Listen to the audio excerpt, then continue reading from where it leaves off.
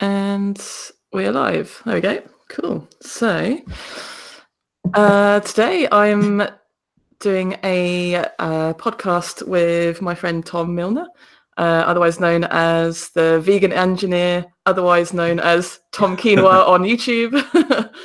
And he is he has come up with something really interesting. You've come up with a prediction. Hang on, let me just bring up the bold prediction. Yeah, I'm just trying to bring up the article from Plant Based News here. Vegan engineer predicts UK will be vegan by 2030, and says here the researchers suggest animal agriculture will financially collapse when the UK has a vegan population of 15%. So yeah, welcome, Tom, and thank you very much. Thanks for having me. Yeah. So what's your background and what prompted you to design this survey then? So I don't know how far back you want me to go, but I am an engineer. I'm an electronic engineer. Okay. And so quite interested in data and maths and stuff, by profession. And then very interested in vegan activism, having been vegan for the last 6 years or so, but always vegetarian, raised by vegan parents, pretty much vegan all my life. So very interested in recent years in effective advocacy and how to measure like the tools and stuff that we need for effective advocacy, and also like the psychology behind veganism. Something personally I always ask myself is, why did it take me so long to go strictly vegan? I was age 26. I'm 32 now. Wow, age 26 when I finally went vegan. But so did you say your family was vegan? So my parents have been vegan for 35 years. Wow. So before I was born, they were vegan. They raised me vegetarian. So there was a little bit of like confusion there, I guess. But, why did it take me? I did actually have one attempt when I was 18 to go vegan. I think that was at university, first going to the supermarkets for the first time and completely in control of the shopping. But so my mum was basically buying me the occasional eggs and margarita pizza kind of thing. But yeah, so I went vegan when I was 18 and I didn't stick to it. So I always ask myself, well, why didn't I stick to it? Why did it take me another 8 years to finally go back to being strictly vegan? I mean, I was almost there. I was on soya milk. Like really, it was just things like corn, like the pre-vegan corn, which is grown on egg whites, I think. So there was just little things like that, and not being strict when it came to eating out. But so I think, without mumbling on for too long, it's like basically just a personal interest in all of this data. And I think the surveys I've seen always frustrated me a bit, especially when they quote vegan growth. Because like I knew growth was exponential because I'm an admin of Birmingham Vegans, and I've been an admin since it had 500 members. And I knew that like in the first year, it got about an extra 1K members. And then in the following year, it got about 2 or 3K, and then like doubled again. So I was like, well, and then you can walk around the streets and see the number of vegan shops advertising vegan options and stuff. Yeah, that's the thing. Like we all kind of like intuitively know it as vegans. We all know it's happening. We can see it all around us every day. We can see change, but it's great to have something set in stone. So I wanted to kind of measure. I wanted to kind of measure that growth, and then based on that growth, try and project it forward in time. If that exponential trend continues, at what point would the world be vegan? A lot of people like say, oh, maybe within our lifetimes we'll see a vegan world and stuff like that. But I wanted to know, when will that be? Just out of fascination, personal fascination, really, not for any other reason than I just find it interesting. So no, I think it's awesome. I mean, I'll just share the article actually that was published on Plant Based News here. I don't know if that's coming up. Can you see that? Yep. Just present there. There you go. Yeah. I must say I did write like a very long article, like an opinion post on this, which gave a lot more kind of detail into my assumptions I'd made and stuff, and that's just kind of got massively summarized out. Yeah, it is quite a So no disrespect to summary. plant-based news. I'm huge fan of plant-based news, but yeah, I think. Well, I know you're going to ask about criticism. I've got to say, I did get some criticism that is just like ridiculous. Well, let's just go over the survey first, like what it says here. So basically, it's a survey of more than 2,800 vegans to find the rate in which veganism is skyrocketing, right? So how did you how did you conduct the survey? What means were you able to get those numbers? Basically, I didn't know how many responses I was going to get, but I assumed it was going to be over the number of free ones you get on the SurveyMonkey, which I have done a previous survey on SurveyMonkey, which got a similar kind of trend, but I only had about 300 or 400 responses. Mm-hmm. So I used Google Forms, which is, if anyone wants to do this kind of thing, it's completely free for personal use. Should I go onto it now and see what it's like? So what's it called? Google Forms. Like, people use this for all sorts of stuff. So I built the survey on there, and then I just shared it across, the majority of UK vegan groups that I was in, and then asked people to share it further. And one of the questions was the start. Could you enter the start of your UK postcode? And I got responses back from nearly all. I think there was just like 3 postcode areas that I didn't get a response for. So I know that it was shared like in pretty much every vegan group in the UK. Right. I think the UK vegan activists one was very helpful, because they, obviously being a national group and interested in this kind of thing, it got shared quite widely. But the UK food one, it didn't seem to take off as well. There wasn't as many people sharing from there. Yeah. But yeah, that was my measure. So I guess criticisms would be, it's limited to Facebook. Not everyone's on Facebook. Certainly not the older generations. And in fact, some of the younger generations are not on Facebook these days. Yeah, I think more people, like younger people, are more interested in like Instagram. Yeah.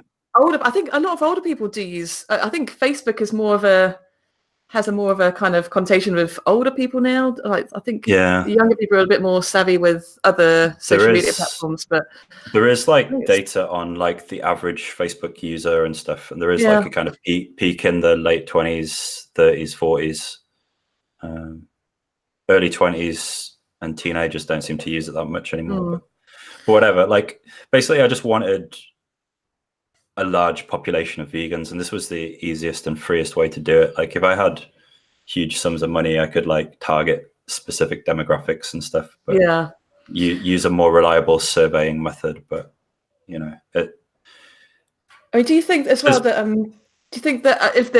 if like it was 2,800, do you think if you'd had more responses, would it have changed the prediction like a lot, or do you think it would have been still kind of like the same? Like, maybe it's difficult to know. I don't think so. Well, the results, I was routinely downloading the data and plotting graphs and stuff like every few days. I let it go for about 8 days in the end. The graph always looked the same, even with about 500 people, 200 people. It was still this sharp exponential of most people going vegan within the last 4 or 5 years. Like, I think in the end, it was in the last 5 years, 84% of people had gone vegan. Should we share? I mean, you sent me a document with the graphs that you'd produced. Can I share those? Yeah, sure. I actually wrote this Google document to send Plant-Based News, but they didn't use a lot of these charts and stuff and the explanation. Okay, Feel free to share that. Let's just share so that people can see what we're talking about here, because they're really cool graphs actually. And so we've got, can you see that there? Survey results analysis on length of time vegan. So this is basically, so we've got down here, this is like 20 years plus down here. And then from about 2011, 2012, it's like these real big spikes and troughs there. And do you think is that to do with Veganuary, do you think? I think so. That's the only explanation I could think of. And yeah. it's not, I mean, you can look at the Veganuary sign-up results and you can see a real strong exponential growth there. So that kind of matches that. Most people decide for New Year's resolution, whatever the psychology behind New Year's resolutions is, I don't know, but most people think it's a good idea to try veganism then as opposed to in June or something. But it makes sense, and it does correspond with that. It would make sense that is the case.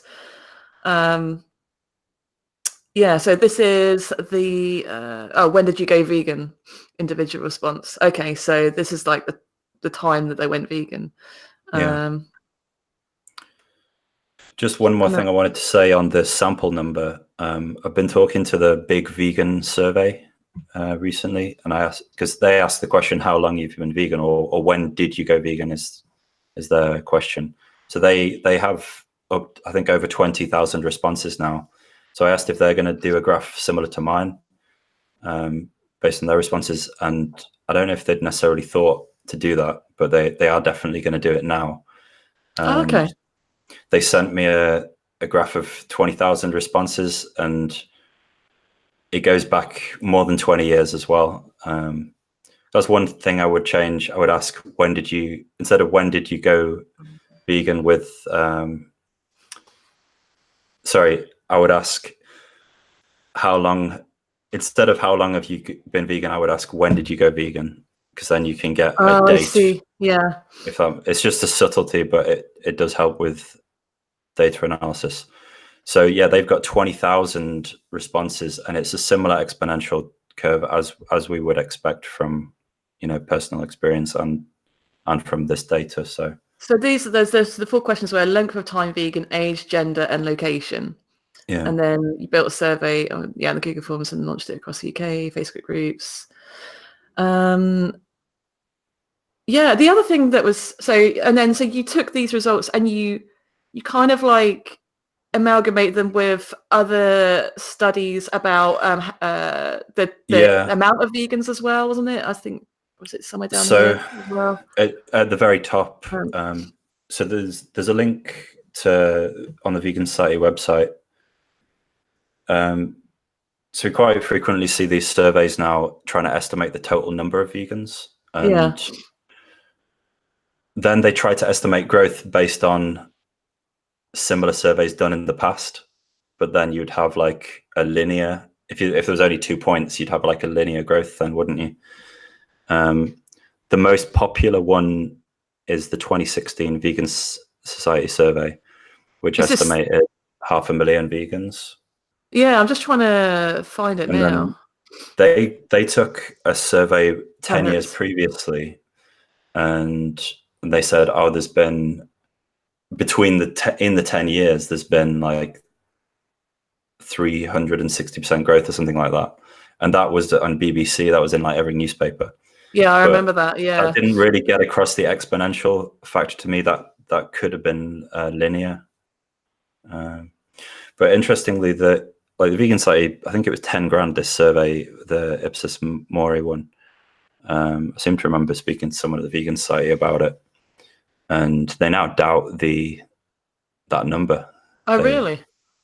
They're asking questions about subtleties in the questions, again, about what people eat rather than if they identify as vegan. Right, okay. As like a ethical vegan as opposed to like, plant-based, that kind of thing. So okay. And it's whether people identify with it or not. But the thing is, like, if you ask 10,000 people in a fair sample of the population, are you vegan? And then you get a response of like 50 yeses, then extrapolate that to the whole population. That's the method they use. Right, okay.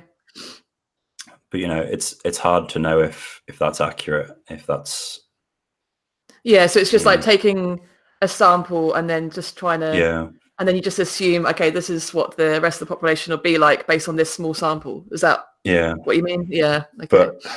But there was the Compare the Market one that estimated 7% vegan. I think that was nonsense. And then there was an RSPCA one that was 0.3, which was quite low. But I think of the most reliable ones, the Vegan Society concluded that there was about 600,000 vegans in April 2018. So I figured with the growth throughout 2018 and another Veganuary, there's probably approaching about 1 million now, I would say, because I think Veganuary had 250,000 signups.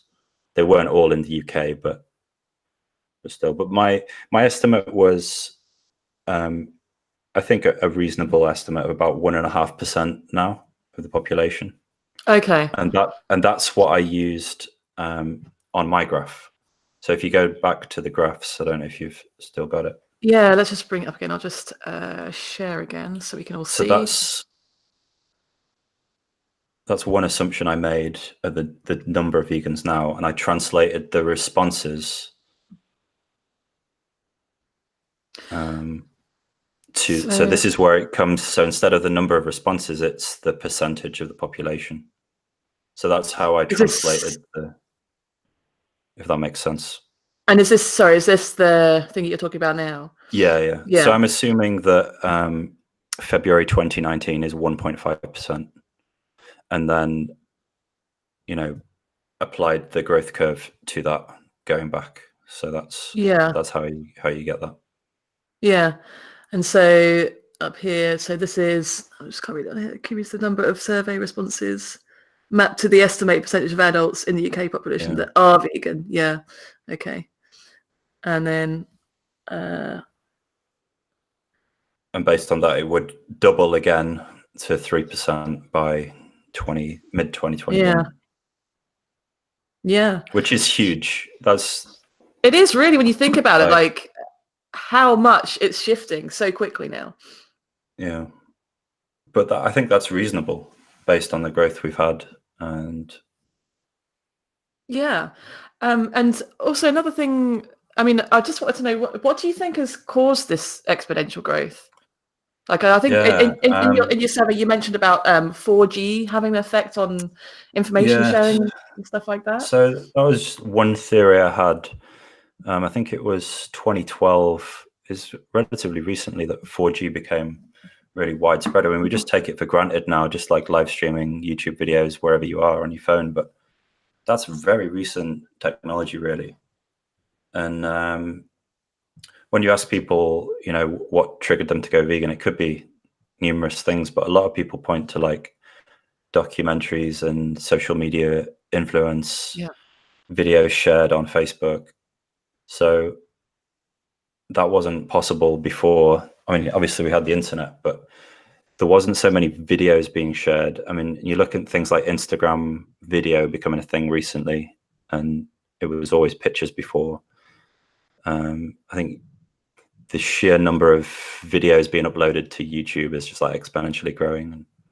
I think that's one theory. Maybe people are watching more videos, and a lot of those videos are pro-vegan messages. So and I think it's just been talked a lot more about on social media as well. And then if you can combine that with Veganuary as well, it all does make sense, So another thing to consider is like every year it gets like easier to be vegan. The sheer number of vegan products that are available, it's Oh, absolutely. Yeah. I mean, I think what it comes down to is cost, convenience, taste, and whether it's like socially validated or not. People say they go vegan for like animals, environment, or health, but that's like what they'll say afterwards. I think if you've had the right social influence and there's like vegan products available in front of you on the menu, and it's like relatively priced and it tastes good, those are unfortunately the things that drive behavioral change more than like people just waking up one day and deciding, oh my god, like you can't support the animal culture. You just like suddenly woke. No, it's not that. It's a case of if it looks like it's a little bit more, if the convenience thing is a big thing for people, the taste is a big thing for people. If we can if we can have these products that bridge that gap, Yeah. and they're readily available, of course, it's just going to necessarily follow that it's going to be a lot more people. It's going to be a lot easier for people to go vegan, where before they probably wouldn't have. And like the people that are going vegan now are doing it for like principled reasons, or there's people that are doing it for health as well.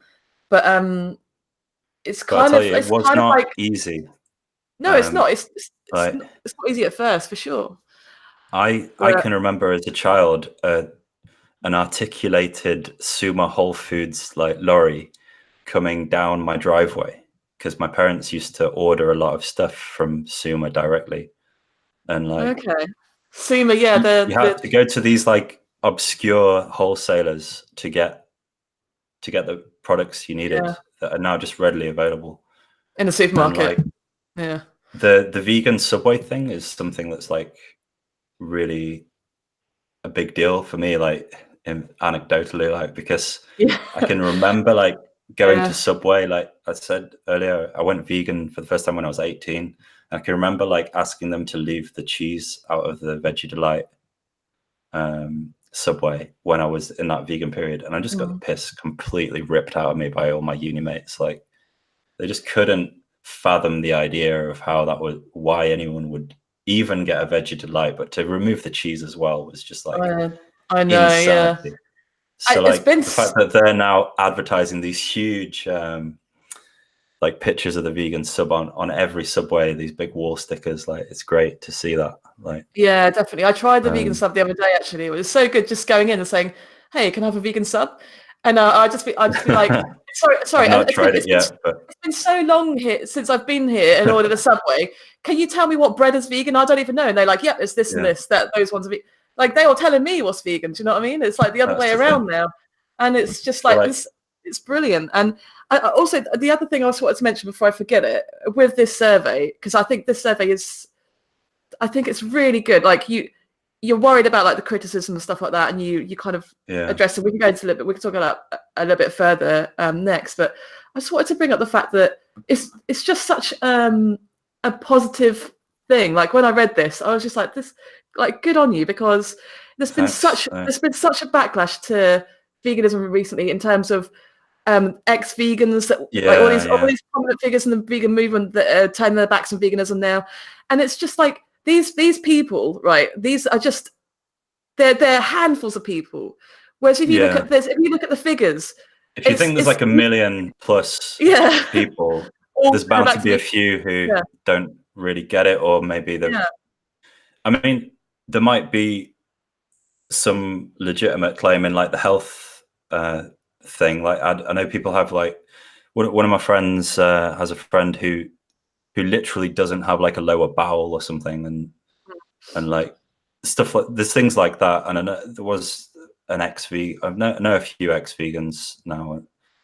Some of them had like legitimate like health reasons, like really obscure bowel conditions, and like had blood tests, had sought like proper medical testing and stuff like that. But like a lot of these I think there's a lot of people who just don't get it as well. There's like with 1 million people, there's going to be like a whole range of reasons why people don't stick to it. But like my reason I didn't stick to it first time was very much a product availability thing. So like what I was going to say as well, if you had 2005 vegan product availability today, I don't think there'd be as many vegans as there are today, because it was really hard. You have to home cook absolutely everything, take packed lunch everywhere.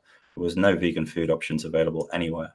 Yeah, it's either like either you're an amazing cook or you can't be vegan, kind of thing. To that was the mentality, like if going back, I don't know, 20 years or so. And then the other thing was just the social. It just was so socially unaccepted to be vegan back then. Yeah.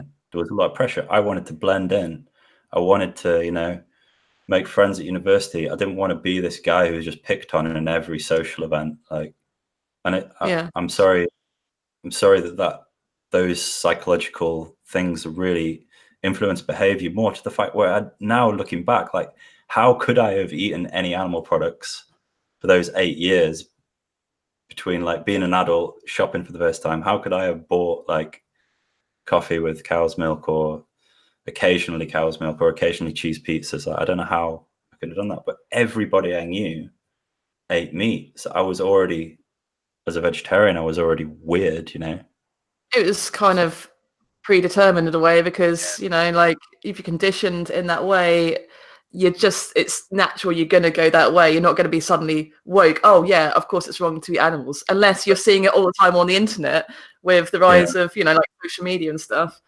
And that's why I think, you know, like But yeah, it's just like we're going to reach a point at some point soon. And I don't know if there's anything more to say on that, or should we move on to like the tipping point stuff? Yeah, we're going to tipping point stuff. The other thing I was going to mention as well, though, like with this survey that you've conducted, you know, like depending on it, how accurate it is, and of course, I think it is. I think you've done an amazing job, and thanks. It's you know, like it's certainly even if it's not 2030, even if it's just like like it still shows that there is exponential growth, and you can't. I don't think you can deny that. Later, yeah, it might be. Yeah. The point I was going to make is that it really does debunk that myth that people have when people say they aren't vegan, when they say, oh, I'm not going to go vegan because the world will never be vegan.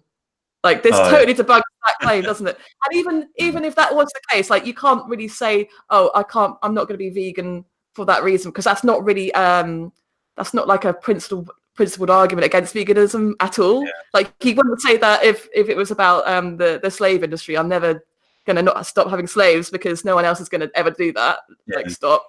You would never say that. Of course, that's not an argument. But I just think like this is another thing that we could add to our ammunition, or not ammunition. Like when we talk. If you're a vegan activist, if you do Anonymous Voices, anything like this, then this is another thing that we can educate people on now. Yeah, which is I think it's a really good tool to have. Survey. Even if you don't give any credit to the future growth, so like my extrapolation into the future of the trend, the past growth is like there's no doubt about that. Yeah. So unless has been exponential growth, so you can say, you know, there's double the number of vegans today that there was like just over a year ago.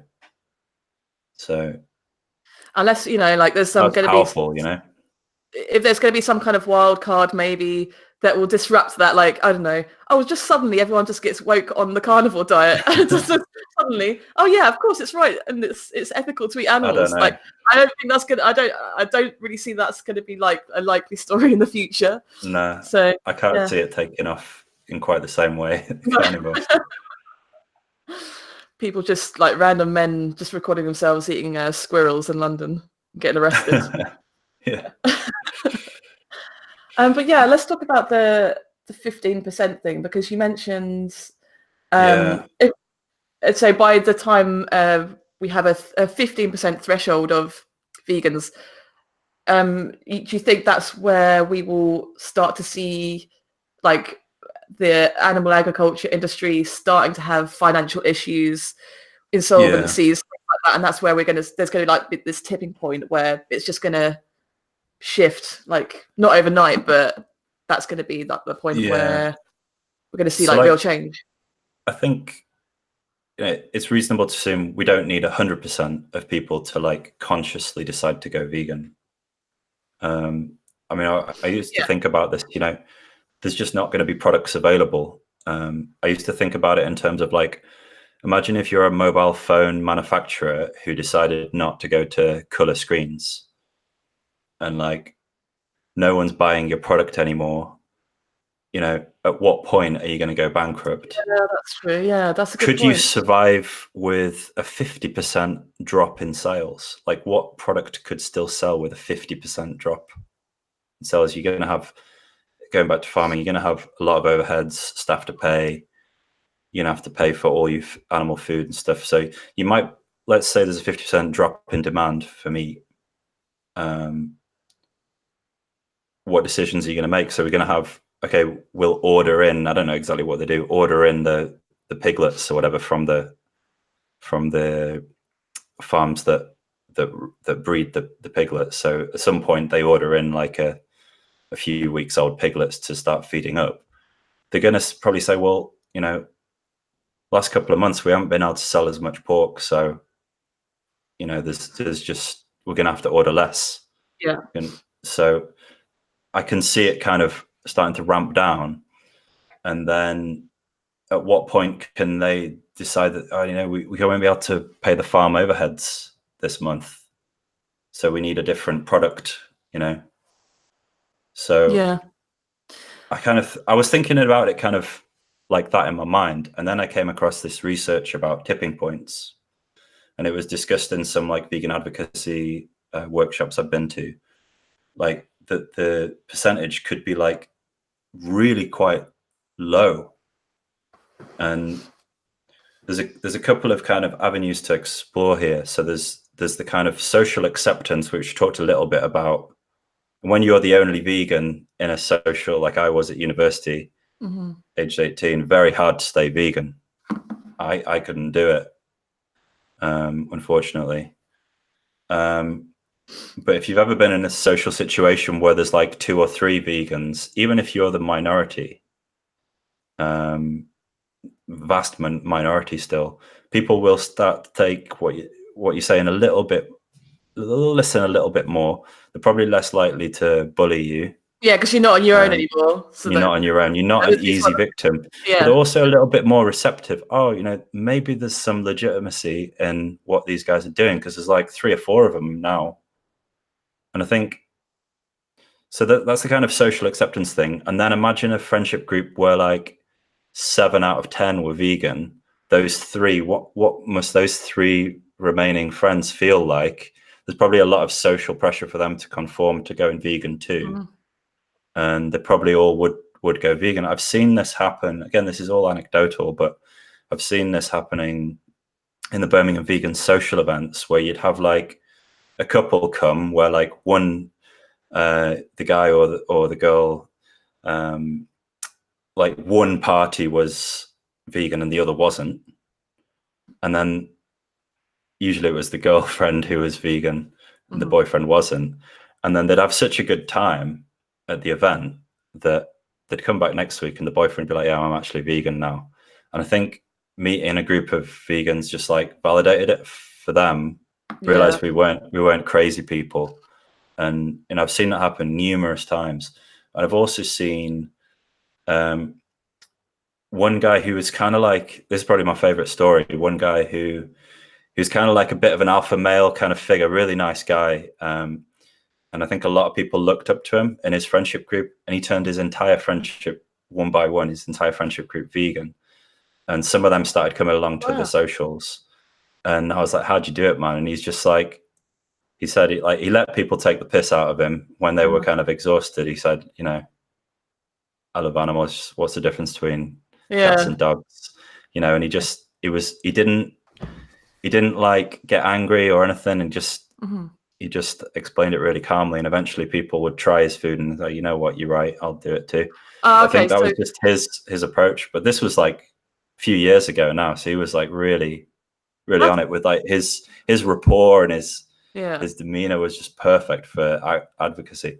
But then the beautiful thing is that some of his friends brought their mum along to the meetup, the vegan social, and she went vegan. And she actually had been diagnosed with ulcerative colitis and was told she's going to have a colostomy bag by the doctors. And next checkup she had, it had gone. She stopped eating meat, and the ulcerative colitis went away completely. So like this guy's kind of social chain reaction was just like brilliant, but it was kind of facilitated by him being like really cool with people.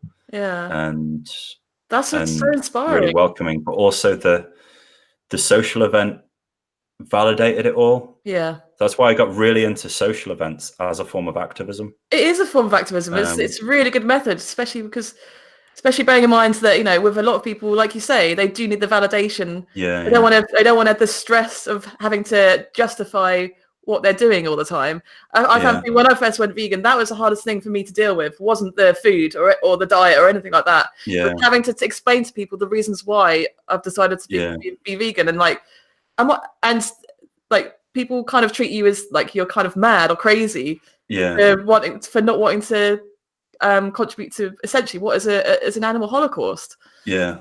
So I think the social aspect is a really So- key important thing with vegan activism today. So bringing it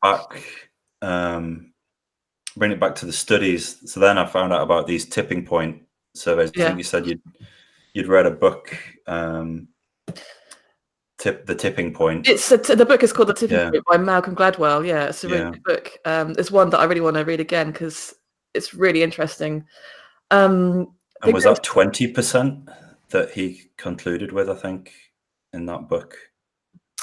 So it's just like where a minority view can quickly become mainstream, and it's kind of ignored under a certain percentage, and then it becomes, very rapidly adopted. Yes. And there's numerous studies that that have taken place, and they're kind of ranging between 10 and 25%. A moment of critical mass, the threshold, the boiling point, it says here. Yeah. Doesn't actually say the percentage though. But it's ideas and products and messages and behaviours spread like viruses do. The examples of such changes in this book include the rise of popularity and sales of hush puppy shoes in the mid-1990s and the steep drop in New York City crime rate after 1990. So those were like the two famous. So it applies to such a wide things. I read some stuff about like whether cannabis should be legalized or not, and the public opinion on that, and like gay marriage and stuff like that. Yeah, those things have just like completely changed, haven't they, over the last 20 years? Yeah, perceptions of them. Because I can remember my cousins are 15 years younger than me, and they were told about in class, like specifically about like different genders and sexualities.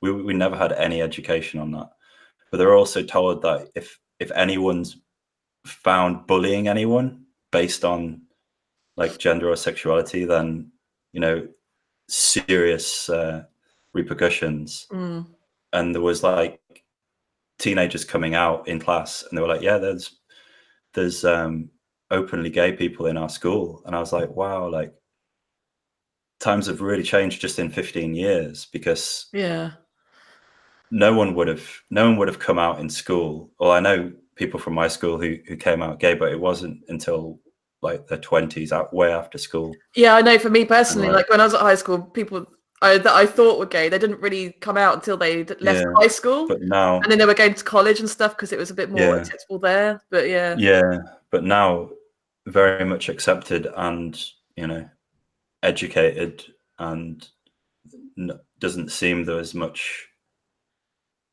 people like against it, which is great. Great for the LGBT movement. But I can see the comparison. They can be in the vegan movement, can be applied to everything. Like in the vegan movement, like it's a lot more acceptable to be vegan these days. Everyone, whereas maybe like 10 years ago, not everyone knew what vegan meant. Today, I think it's pretty much. I think we can safely assume that most people know what vegan means at the very least. Which is a really good thing, and a lot of me. I don't think you can say that the majority of people are against veganism that aren't vegan now, whereas before it probably would have been. Like perceptions are shifting there. It's now a case of there are a lot more vegetarians and there are a lot more people that are reducing their meat consumption, particularly because of the environmental reasons and the health aspects. So that's another thing added onto it all. Like the percentage of vegans that we have at the moment, if you take that figure and then the amount of people that are actually reducing their meat consumption as well, couple with that with the perception of veganism, like it's not really a taboo anymore. Like you can see, can't you, like how in the future there probably will be this tipping point. And that's the thing, it isn't just the social, like with the other examples, it's all about kind of public opinion and support for an idea. Whereas with veganism, you've got this combine, even if you're like halfway vegan or 90% vegan or whatever, even if you're having a meat-free Monday, you're still kind of voting a little bit with your money to supporting veganism and the demise of the animal agriculture industry. So there's the whole collective boycott thing. The whole point of veganism is essentially a boycott of animal products. So well, yeah, there is that, but they might it's, not. That might not be their intention. yeah, even if they're not might just be for other reasons. conscious Yeah. of that, they are somewhat contributing to both the demise of the animal agriculture industry and boosting like vegan products like mock meats, alternatives, plant-based milks and stuff. So and I think that the good thing that can be a driving force as well for helping the public opinion, like with the product availability. So the more money, like they say that is it beyond all the stuff about the Beyond Burger now, like the vast majority of people buying it are not vegans. Like and Impossible Burger as well. 80-90% of customers. Yeah. So like to the point where they don't actually market it at vegans, really. We're a small market compared to the meat reducers or the huge market. I still think, a lot of people have a lot of vegans like to criticize the meat reducers. I mean, I probably do, and I probably still will.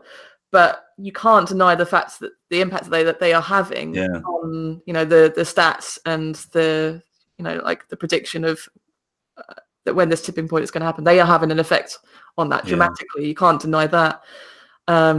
It's also that today's meat reducer could be tomorrow's vegan. It's a stepping stone. Exactly. Yeah. If they try a vegan product that's that good, they probably will just keep buying that because they know it's better. Exactly. Yeah. And we are really fortunate that the vegan products, the mock meats, the cheeses, everything, even though these aren't healthy foods, let's be honest, they're not healthy at all, but they are so much better than what they were like 10 years ago. Like, I don't know if you tried like vegan cheese, even like 5 years ago. Yeah. It was disgusting. Well, you had to go to like the back of Holland and Barrett right at the bottom of the fridge and like dig out this like lump of plasticine. It wasn't good. Had like this awful texture, that awful kind of powdery kind of soya taste. And it didn't melt. So it's not just the product availability, it's the quality of the products that's vastly improved, and it should only continue to improve.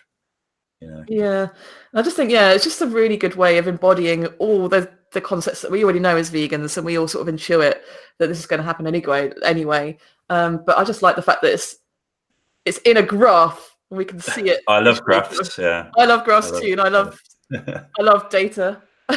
even if my assumptions are wrong, let's say worst case scenario, we need like 25-30% of people to be vegan.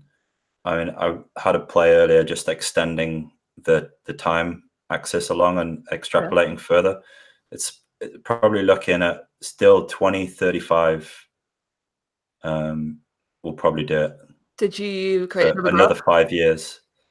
It's just the same graph with more time added. So then it's like, is the exponential going to continue? Could it get steeper? There could be some catalysts like that really make it steeper and steeper, because I think the product availability is a huge one. Well, let's just think about, like all the different wild cards could come up. Like, we talked about maybe the carnivore diet will just suddenly gain, popularity. I mean, it's not good. You don't want vegans to get unhealthy and then like start broadcasting how unhealthy vegan diet is. But, I mean, not, let's be honest, like we can't really take them seriously. They haven't really got any real evidence to back it up. I did have a kind of worry that like, I mean, you got to think, 1 million new vegans in the last like 5 years or so. Is everybody supplementing B12? Is everybody like getting enough iodine? Because like I'm a big fan of nutrition facts like Dr. Greger and stuff. It's like I'm pretty like well versed with nutrition and stuff. Yeah, that was one thing I was going to say about the ex-vegans. Like they are a little bit kind of wacky in their thoughts in regards to nutrition. Like they've Sverige, Sverige's friend, the vegan who was on the raw diet, never took B12. Like they won't ever go visit a doctor because it's not natural. You know, this And kind they of doubt if supplementation works at all and stuff like that.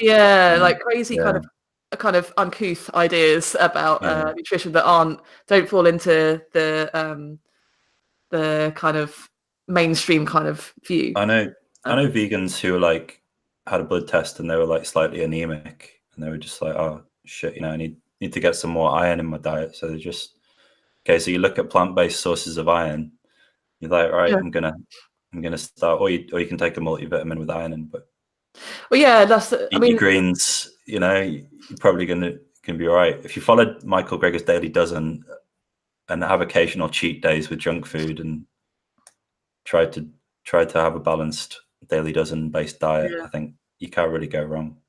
I mean, if you look at it in terms of if we look at it in terms philosophically speaking, if we said, okay, I know this is going off a little bit topic, I'll get back on it, but it's just if you say, okay, just I'm slightly deficient in something in my vegan diet, like iron, B12, whatever, so therefore I'm going to eat animals again because I'll be able to get that said nutrient from flesh, for example. And you would have to say it would necessarily follow that if you needed to get those nutrients from human flesh, then it'd be okay to eat human flesh. So everything that we're doing to animals in the slaughterhouses and the factory farms, we're now doing to humans. It's in a human, it's like a human holocaust. These humans are like, they can be trait equalized to the animals, so maybe they aren't as intelligent, whatever. We don't deem them as valuable as other humans, whatever, And then are you going to say, okay, I'll eat the human flesh to get those nutrients rather than taking a supplement?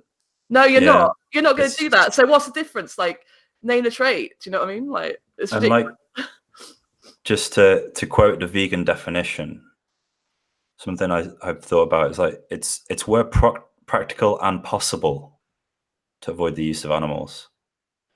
So like, if you had some really rare medical condition that meant like you had to get like, say you had to eat one egg a week, and that was like verified by science to survive, otherwise you'll die, like completely hypothetically, you would still technically be vegan, because that would fall into the where possible and practical.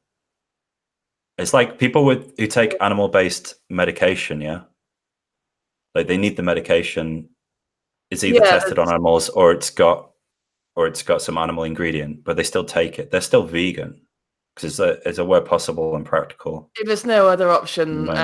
But you would think that it's not beyond science to produce that medication without animal products in future. And I'm sure it's not beyond science to get people with these rare medical conditions, like I mentioned earlier, the guy without a part of his bowel or something, so he can't digest fiber or whatever.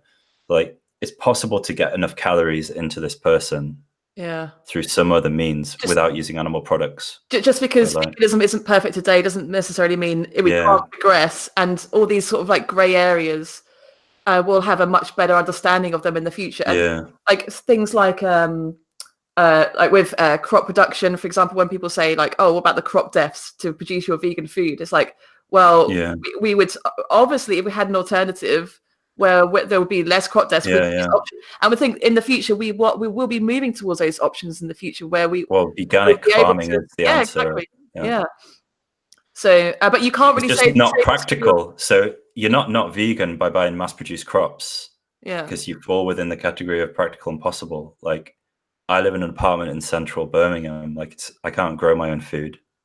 It would be unreasonable to say that you should have to leave your job and spend most of your time trying to grow your own food to survive. That's not that's gonna have like a massive impact on your own well-being, and the majority of people that live in like modern day, like in the first world, it's gonna have a massive effect on well-being. So it would be ludicrous to say that you should have to start to grow your own food.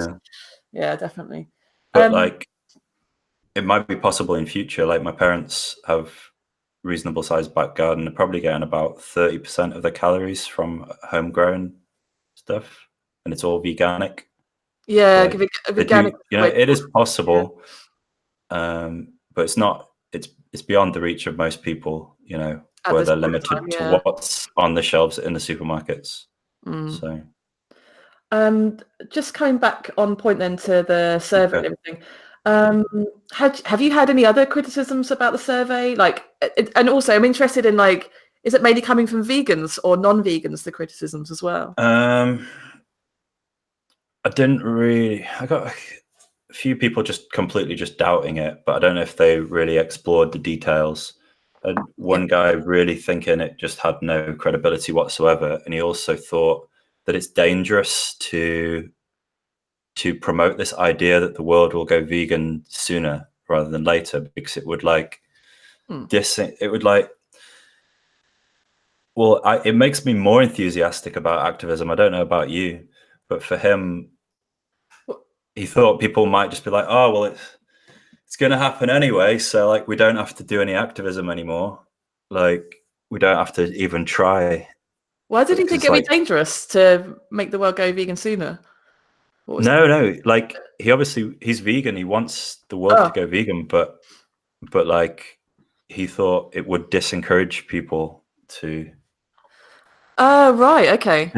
discourage people to like be active. Oh, sort of like sitting on your laurels, like we don't need to do anything now because we've got this. Because it's naturally grown. I mean, there isn't, without doubt, if activism stopped tomorrow, I still think we'd reach a vegan world. Like, because I don't even know how it, like, activism is a broad scope. Like, a guy opening a vegan restaurant is a vegan activist, I think. I don't know, like, part of the exponential growth, I think, over the last 5 years is because of activism and the way it's changed over the 5-year period as well. Like with stuff like particularly with Anonymous for the Voiceless and all these online campaigns like Veganuary and things like that as well. I think, so without doubt. But like, I don't know if public facing activism is as powerful as like a YouTube influencer or like a celebrity musician or a sports star or something on Instagram, or like actual people seeing vegan restaurants, vegan menus. Like, I don't know. I think it all plays a part for sure. It's hard to like quantify how effective each thing is, but maybe you should conduct another survey somehow and try and extrapolate the data. That would be really good to know, like, what works. It'd be interesting to kind of measure, find some measure. But how would you even begin to do that, though? That's the thing. Like, it's like one of those things where, like, even if you did, like, I thought about surveying people after they'd witnessed a cube of truth, but even by questioning them, you could influence them. Like, that's true. Make them think consciously about things. A lot of behavior is subconscious, so like, I don't think we have. Do you believe in free will? I don't. So I think that's it's like there's a really interesting. There's a chain of causation, isn't there? That come to. There's a really interesting study. I researched a lot about meditation and psychology and stuff. And there was a really interesting study where people who were having seizures, they separated the left and right hemispheres of the brain surgically to stop the seizures. And because like one side is, it's been a while since I saw this, but I think if I remember correctly, one side of the brain's like logical decision making, and the other side is like more about feelings and stuff.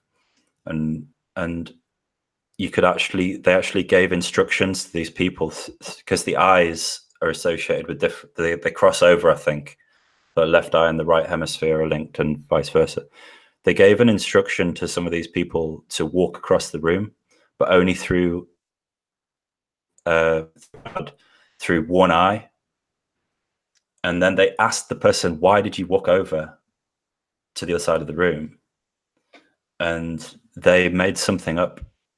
So they could see that they'd walked to the other side of the room. So they said, I just felt like it. But the logical explanation for that, the center of the brain that determined that, was not linked to the eye that received the command to walk to the other side of the room.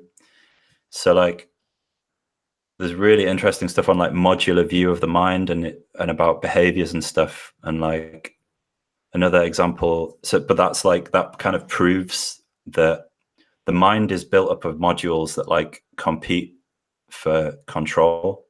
Right. And Okay. That's and interesting. like they don't all communicate with one another. So the question is, going back to the point, so if you ask someone, what did you think of the cube of truth that you've just witnessed, you force them to like say something about it. Yeah, well, they might not have had an opinion about it before. So It's like it might have planted something subconsciously in them that yeah. that by questioning them, yeah, it's kind of leading them on a little bit of stuff. Yeah. So it's kind of impossible to measure. I don't, and it's very subjective, the count at the end of the cube. Because you could have I've had loads of conversations that are like, yeah, like they took a card, they're definitely going to go in, they're going to go and watch some documentaries. Yeah, even if they say, yeah, I'm on board here, I'm going vegan, but like, there's no follow-up, there's no like future Not really, is conversation there? with them. You No. might never see that person again. And I did actually, one of the more recent ones, I actually offered to exchange like Facebook with the person. If you need any, like offering to be a mentor, basically, if you need any help, let me know. And I got a couple of my Facebook friends just from members of the public at Cubes, and I was like coaching them. And so I can verify they definitely did go vegan. But you know, I didn't have that follow up with several hundred other people I've spoke to at Cubes. So Yeah, I think the only way they could do it is via the 22-day challenge, which is on the AV card. If there was a way to say that I've seen the cube and now I'm doing the challenge, and then at the end of it, oh, I'm staying vegan now, then you'd have that audit trail. But again, that might not be that reliable, but who knows? Yeah, anyway, it's all interesting and all good stuff. I mean, how if you did this survey again, would you do anything differently next time? Would there be anything that you change, or would you do another one? Have you got any plans to do any more? Not really, because there's this big vegan count which is kind of doing the same thing but on a global scale. Okay. And thankfully they ask the question, when did you go vegan, as opposed to how long have you been vegan, which I think is better, because then people can put, like, I think the earliest response they've got is like in the 1950s. So, you know, you can go back and then you can plot a much better graph from that. So were they looking to do that anyway, or did they see your survey first, or what? Well, what I happened contacted them and said, look, this data could be really useful. And they're only showing gender, demographics, and location, the countries in the world with the most vegans. But I think growth is more useful. It'd be really interesting to see which countries vegan growth is the fastest. Mm-hmm. That would be really interesting data, which they already have based on 20,000 responses. So there was something else in your Google document about the density of vegans in certain cities in the UK as well, which I found quite interesting. So that was based on the postcode response. So just gonna bring it up now so people can see just quickly. So there's 126 postcodes. This is the first 2 letters of the postcode, or 1 letter, in the UK. And 123 out of 126, I got at least 1 response. But I'd say, I don't know, I don't think this is that credible, because there's no way to know it's been fairly shared throughout all regions. And like, even if it lands in a Facebook group for like Swindon or somewhere, like, how do you know it wasn't deleted by the admin, or like it got pushed down because like 5 other people posted at the same time? So the demographics probably not that fair, although I would say that people had the opportunity to in pretty much every postcode region. I mean, I'm Birmingham based, and a lot of my friends are in Birmingham. So, yes, I would have expected a lot of responses there, but it's also, for whatever reason, the B postcode is the largest. Right. There's 1.9 million from the 2011 census people living in that postcode. So it's a pretty big postcode area, isn't it? Yeah. yeah. And then you've got like a Truro. Who would have thought? Density. Yeah, so the responsive highest to- density was Truro. which is kind of like that's quite a small place, really, isn't it? I think. I mean, I've never been there, but Yeah. and then Norwich, And my home city. Chris Hines lived down there. Yeah, he lives down there somewhere. Yeah. That's Chris doing that. Shout out to Chris Hines. So yeah, Norwich is up there. Yeah.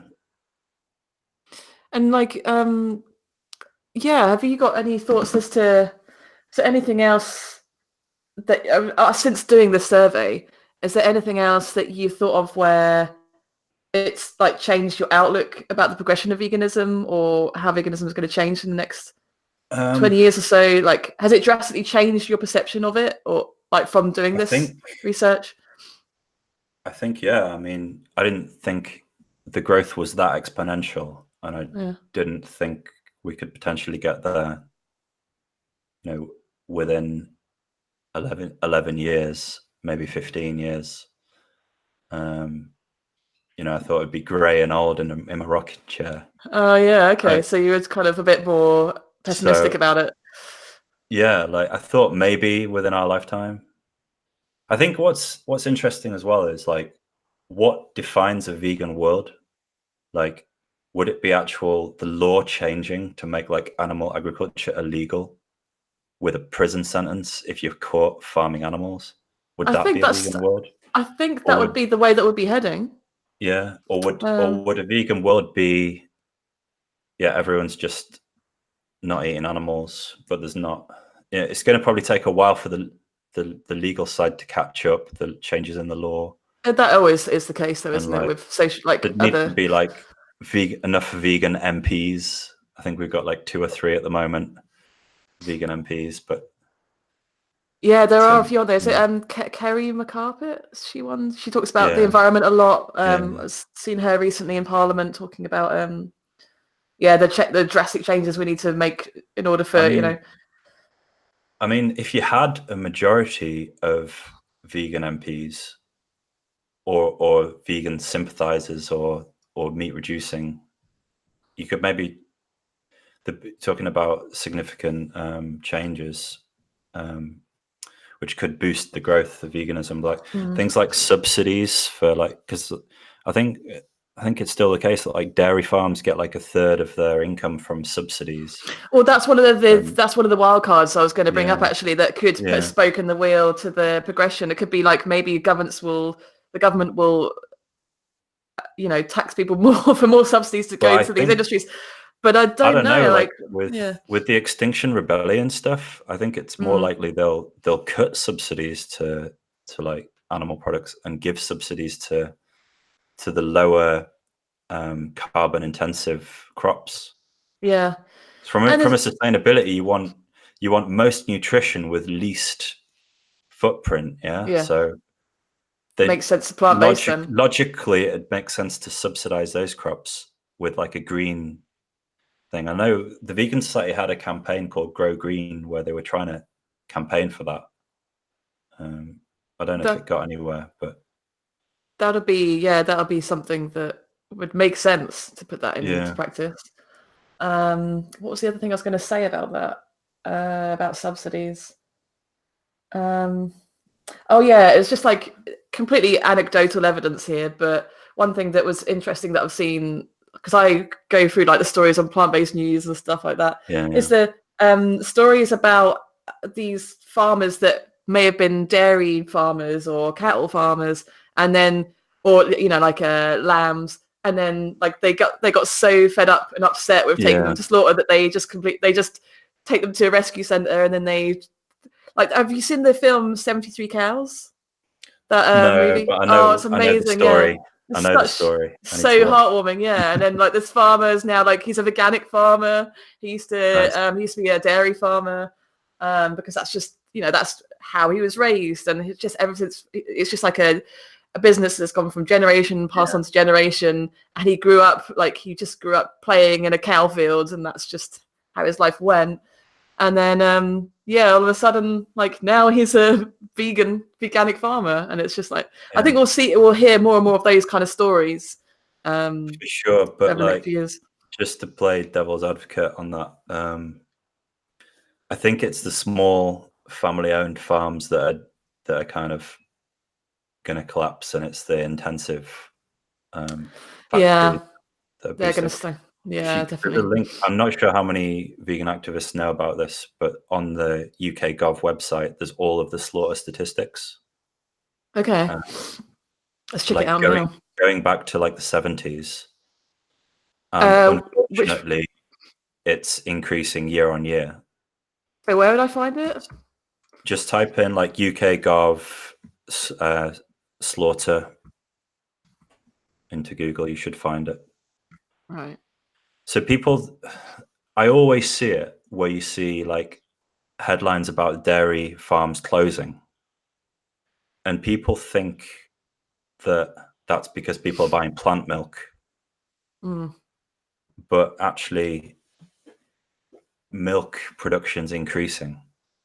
So how can that be the case? So what it is supermarkets. Yeah. It's a valid point. With the supermarkets lowering the price of milk, the smaller farms can't compete. So like, there are less numbers of farms in total, but there are more mega dairies opening that have like much higher output, and they're the ones that can compete with the lower prices. And unfortunately, the yield is increasing, and the data's there. So I think it would be even higher had it not been for like the vegan products increasing. And sure, you can go into Tesco's today and like probably half the shelf is plant milks, but we haven't reached that tipping point yet. Basically, that's the yeah. So I think in the short term, there'll still be an increase, and we're also exporting more meat and dairy products to other countries. That's another thing that could help, even if local demand dropped. It could still be like the Chinese demand for meat is rapidly increasing. Yeah, that's the other thing, isn't it? It kind of all depends on other countries as well. Yeah. So in the grand scheme of things, everywhere. But like, I think as more and more people become aware of like the health implications, so like the China study stuff, like how they started eating more meat, they started getting more diseases, going back to traditional vegetables and soya and stuff like that. I think people are becoming more aware, and there was some stuff where China was trying to reduce meat consumption. I'm not sure what the latest on that is, but yeah, I think as an activist, try and focus on things that I can personally influence that are like closer to home, like, and if we could, well, according to Happy Cow, like London's #1 in the world now, I think, for vegan restaurants. So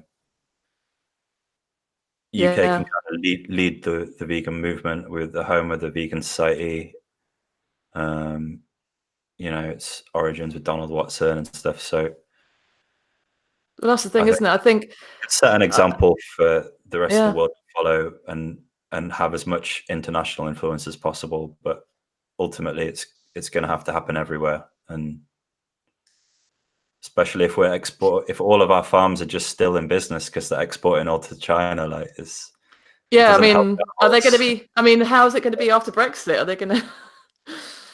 I mean, China, that's fine, but I mean, like EU. Well, that's the thing. Like, we could potentially start new trade to other countries that we didn't previously trade with, and I think there'd be like there's already a lot of uproar, like there always has been over decades about the live exports and stuff like that, isn't there? Like a lot of non-vegans hate that, don't they? And they so I don't see that being a popular kind of move if that were the case. But yeah, it's going to be interesting to see like how things change over the next few years. And I think if anything, you know, like going back to the Facebook comment that you said about the activist that said that this is damaging for the movement having this kind of information now with the survey, because it just means that as activists we're going to just like rest on our laurels, we don't have to do very much. I think we should take what you've done, and I think we should run with it and just like speed it up even more. Like we need to do more. We need to like really step up now and get this message across to people. Or just like continue educating people, continue with the activism. You know, like more than ever. I think that's what it's inspiring me to do. That's what I get from it. But it just shows the number of people who are adopting it. You know, and it just shows that what we're doing is so working. Appealing. Yeah, it's just so appealing. It makes so much logical sense. And there's nothing, you know, if this many people are doing it, there must be something in it. Going back to like the example of 2 or 3 people in a friendship group, like you can't exactly ignore vegans anymore, can you? Like, no, unfortunately not. Yeah, we must be on to something. I think so, just a little bit. Do you think? So it gives me hope, you know. It doesn't discourage me. I got some positive feedback as well. There was a guy from University of Bath, a PhD researcher, who was very pleased. Yeah, I know. I've been talking a lot about the criticisms you have as well, and I think there is a lot of. I know you've had a lot of people are happy with what you've done as well. So let's just talk about that. I mean, I know we've just been so concentrated. The reason why I've been concentrating on the criticisms because I know that people watching this are going to have these questions in their mind. I'm just playing devil's advocate a little bit. Yeah. But like, let's say there's error bars on that plus or minus a few years. Like, so much uncertainty, but there is no denying that it's like the snowball effect. Like it's. Yeah. Hey, what you go back to? Who's this PhD then that you've been talking to? I just got a private message saying he hadn't seen this kind of analysis done before because it's always focused on a demographic and asking if they're vegan or not focused on the actual number of vegans. So he found it very interesting. I'm not sure what he's going to do with it, but I gave him all the raw data, and he's some kind of social scientist kind of stuff. So maybe I've inspired some more research to take place with maybe a more reliable survey technique or method. Like, yeah, no, totally. Like maybe you've inspired something. I just want it's going to be talking, really, like getting people like talking about it and sharing your results. It's something that how many people are taking on board, what is the growth rate, like this is useful, I think. If and like non-vegans saw that graph, I don't know what they would think. Like, would they be, if enough vegans saw the graph, or if a non-vegan saw the graph, like I'm not sure how they would react. They'd be like, wow, well, yeah, I've seen you walk down the street, I've seen all the vegan menus, like, wow, there are literally millions of people doing this. You know what? Like, I think it will have an impact. Like I was saying earlier, it's like you can't really say, oh, the world's not going to go vegan anymore, so therefore I'm not going to go vegan, or it's not going to happen in my lifetime. Well, it might not happen in my lifetime, but like the graph shows that, if the 15% tipping point is accurate, I know we're assuming a few things, but if it is the case that it's going to have some bearing on it.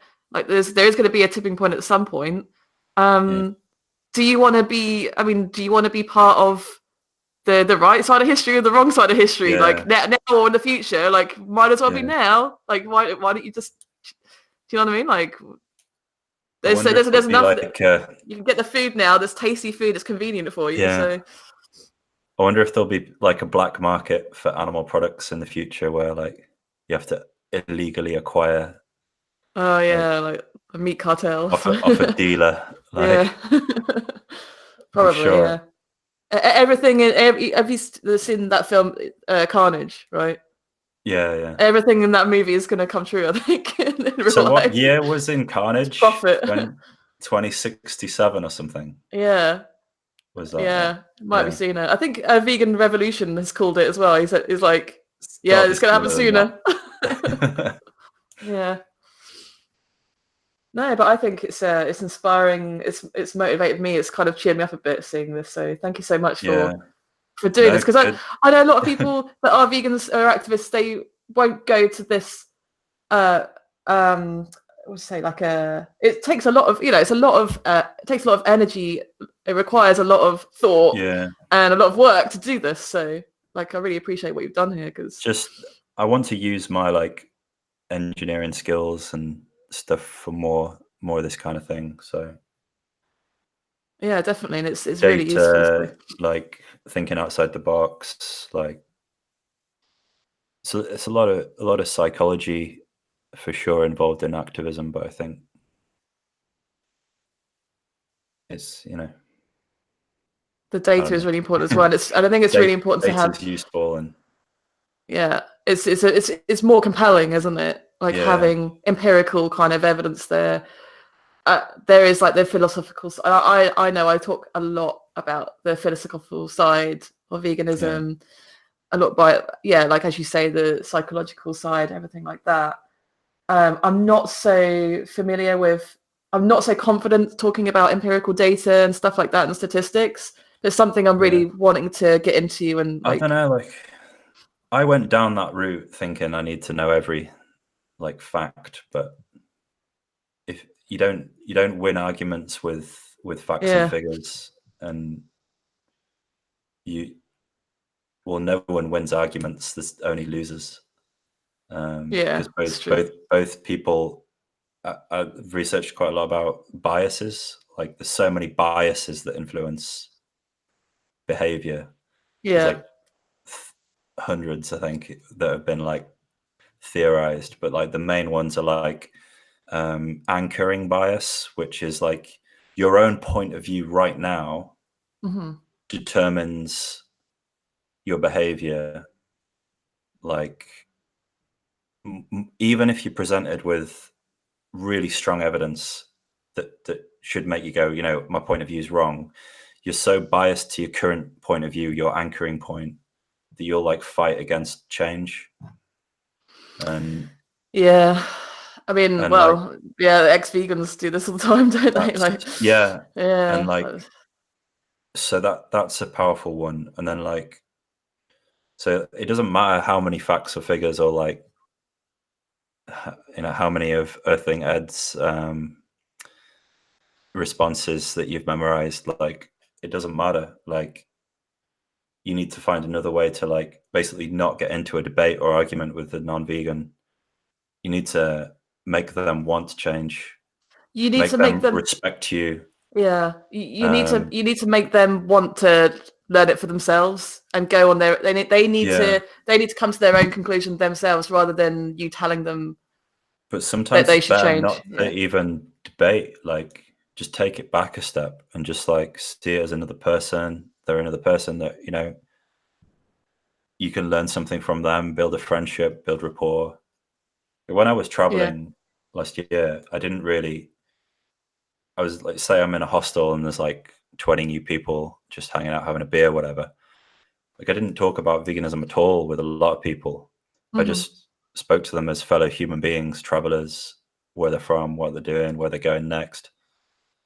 It would eventually get to a mealtime, and obviously we'd share food and I'd have the vegan option, and then it would come up. But because I've got several hours of like rapport built with them, yeah, they're much more interested. yeah. They want And to they're know what like, you're eating because they like you, basically. And they're like, and oh, well, yeah, they they're more liked me, interested in what they you do. Yeah, respected me, and then they listened to my point of view on things. And then I've lost count how many have messaged me now of those people I met traveling. Probably at least 10 have gone vegan. that's amazing. Like, and I wasn't consciously trying to be an activist, I'd say. I was Yeah, just so mostly in Bali. So it's like a very vegan kind of friendly place. So it helped that there was like stacks of menu options there and stuff. But yeah, like people really, if they respect you as a person, then they'll listen to what you have to say. Build that respect first before you launch into debate with them. Oh yeah, absolutely. And if it gets to debate, you've probably already lost because of these biases. They're not going to change. Yeah. So, yeah. No, you're absolutely right. Yeah, you got some good points. Yeah. Joey Carbstrong said once, something I really didn't agree with, that you can't. It's better to influence strangers than friends or family. So, like, basically, to focus on like meeting strangers in public and trying to convince them. I find that easier, to be honest. Maybe, yeah, but that to me just said he doesn't have rapport with his friends and family who are non-vegans, like, because probably he's burnt those bridges by trying to debate them all the time. It is particularly harder with particularly family. With friends, it's not so bad. I mean, just from personal experience, but with family, it's really difficult. But if you don't make the relationship dependent on whether or not they're vegan, then that's the key. Yeah. It's difficult, I know. That will be another podcast we could talk about. We could go like that's a whole different spectrum of things to talk about there, which is really interesting to unpack. I mean, most of my friends and my immediate family are vegan, but I have non-vegan friends, and the relationship is not based or affected by the fact that they're like mostly meat reducers or kind of, well, like I've got non-vegan friends who boycott flying for the environment, and like they're not strictly vegan, but like they're very sympathetic to it, like and try to eat as much vegan as possible. Yeah. But if you look at my carbon footprint from the flights I took last year, it's probably like really embarrassingly bad. Like, I mean, it's bad. I'm thinking of boycotting flying. Like, oh no, no more trips to Bali. But I want to travel, so like it's tough. But like, really, no one should be flying. Like, one long haul flight is about like a year of being vegan in carbon footprint savings.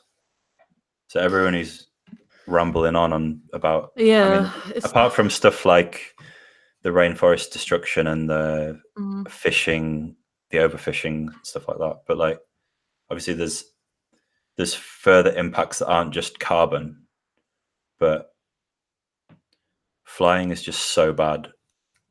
And yeah, it's kind of like weighing up, isn't it? Like weighing up the impact it's going to have on your well-being if you don't fly, and like also like transporting like things that we need as well. You've got to weigh up that, and then obviously as like being vegan has a massive impact on your carbon footprint as opposed to not being a vegan. Do you know what I mean? Like, it's tough. But it's just interesting that some people have chosen to boycott flying but not go vegan. Yeah, that's interesting to me. As an environmental action, as a boycott, like, and it makes me think, makes me think a lot about that. Because I already don't have a car, and I've got like a green energy supplier, so it's all renewable. Yeah. Coming to my home, so I'm done pretty much all I can do. Try to recycle as much as possible, conscious about plastic, but like I do fly. I don't actually have a car anymore, and do you know what? I don't really miss having a car anymore. You don't need it in a city. You definitely don't need it.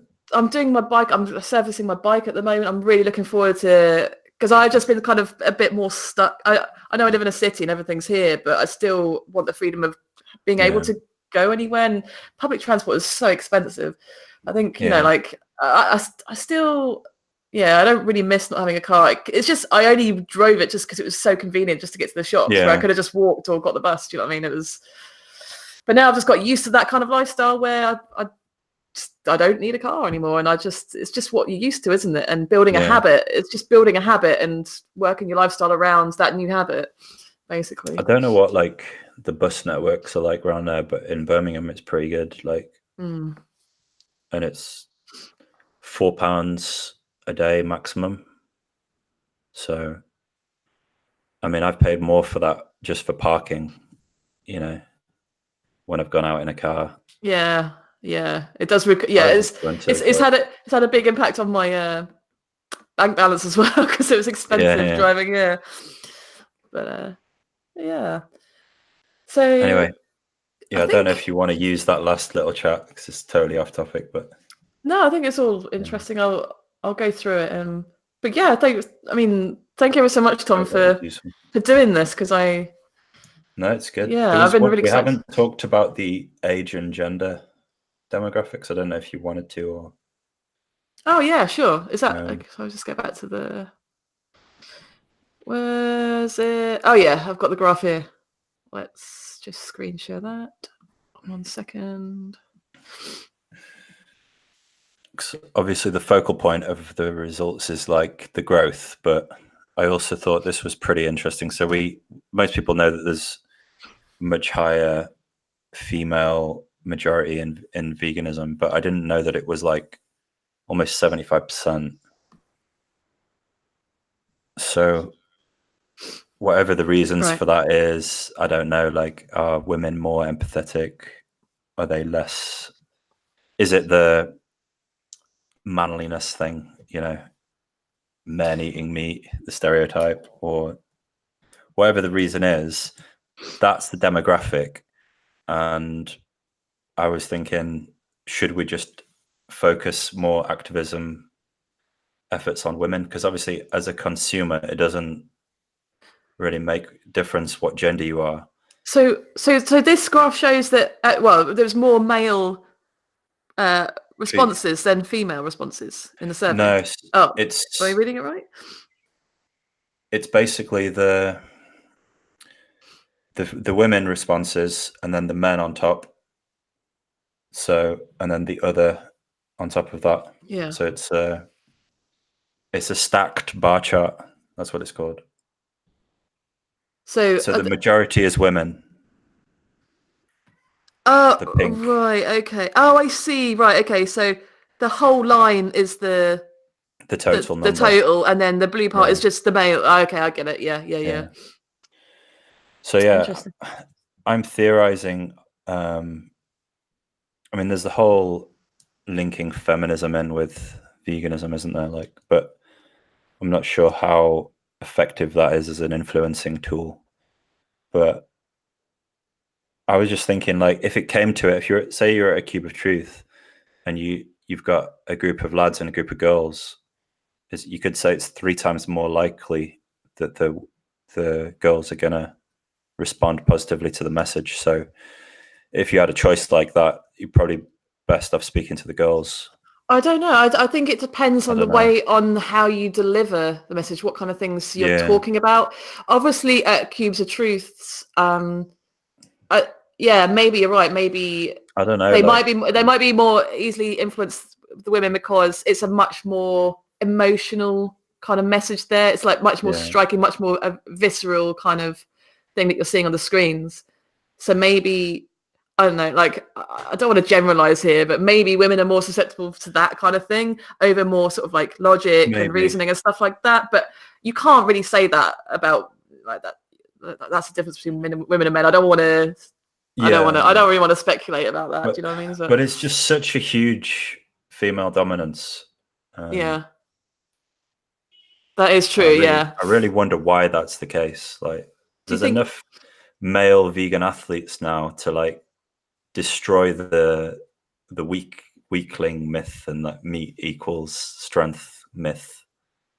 So like, I'm still looking forward to the Game Changers coming out. I'm not sure. Oh God, yeah, me too. I can't wait. It's so long waiting. Yeah. But yeah, like, why is it such a high female dominance? That was something I found interesting. I thought it was more like 2/3. This is more like 3/4 on my results. And then the age Range was also something that I found reassuring, because certainly with the Birmingham Vegans meetups, we had like a few people maybe in the 50s come to events, and they felt like quite alienated that we were all quite young compared to them. And I thought maybe the older someone is, the more stuck in the ways they are, talking about those biases, those anchoring biases again, have become more cemented in their minds. I always just thought, a lot of older people are less open-minded to change. So, that's maybe why there was more younger vegans. But although, there is a youth majority here, there is still a lot of people in the 50s, 60s, and even 70s.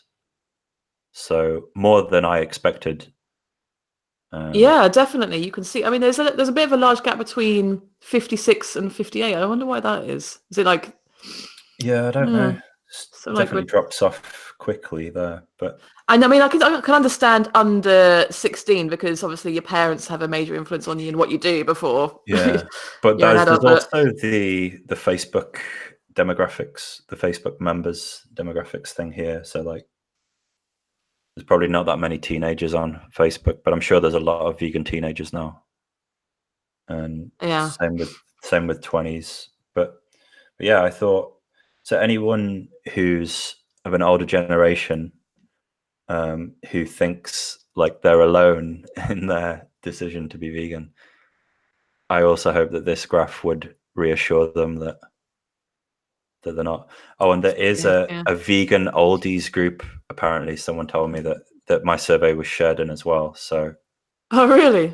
Vegan unless everyone decided to in that group decided to respond to the survey to like represent themselves, maybe it skewed the results slightly. But there is a specific older generation groups that might make those people feel less alienated, that they're like the only over 50 vegan, because it's not the case. But I just hate talking. I hate talking about people like, the older generation. It's whenever I say that, it's like so cringe, because like I'm getting old myself. I'm going to be one of these old people soon. I'm going to be an older generation person soon.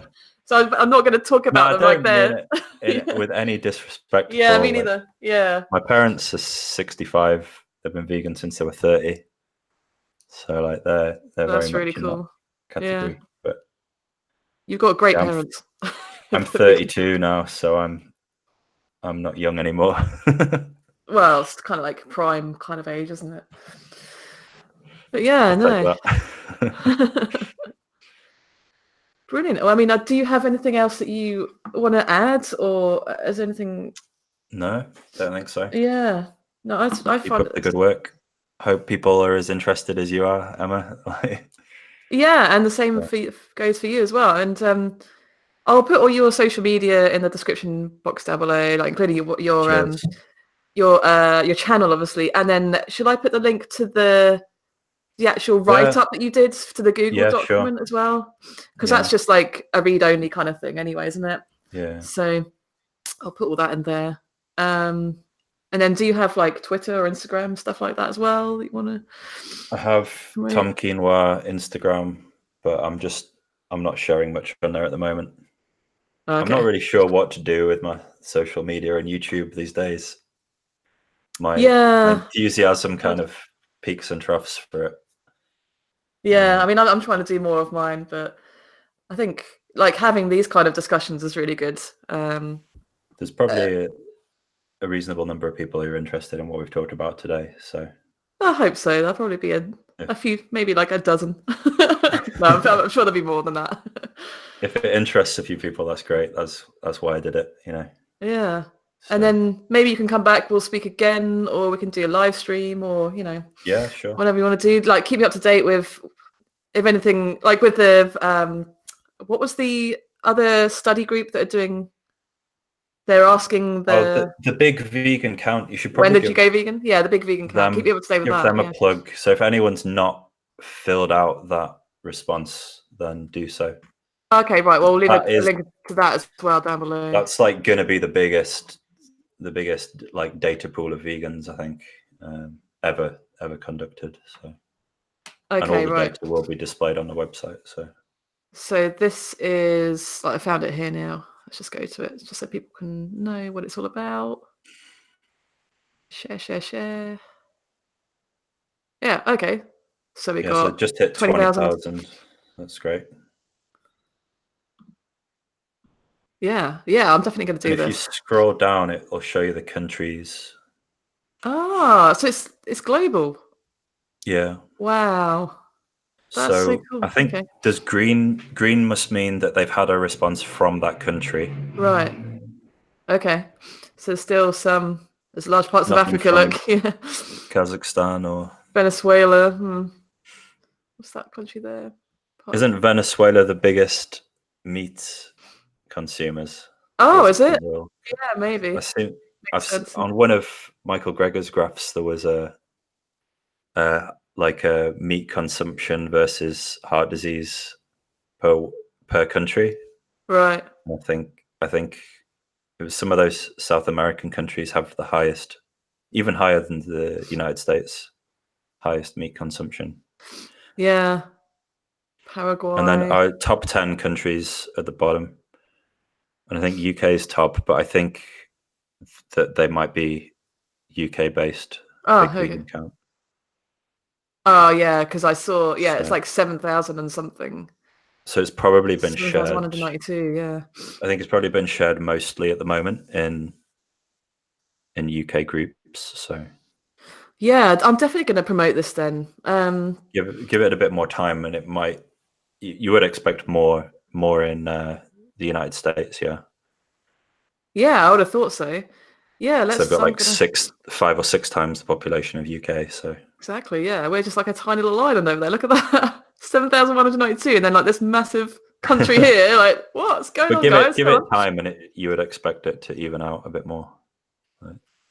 Brilliant. Yeah, I'm gonna definitely. We should catch up about this like once the results are in, and then we can Like I analyze it all think this again. is just going to stay live. Like this site is not like got an Okay. end point. I think it's just going to be there permanently. So Yeah. Oh, brilliant. Okay, cool. Well, I think we've done a really good podcast there. I'm really pleased with it. So yeah, thank you ever so cool. much for coming Thank you. on, and we'll definitely talk again, Tom. So brilliant. Cool. Look forward to it. Well, Thanks thanks for everyone. everything you're doing. Thank you ever so much for what you've been doing, and Take yeah, care. guys, thanks for watching, and we'll catch up again soon. Peace.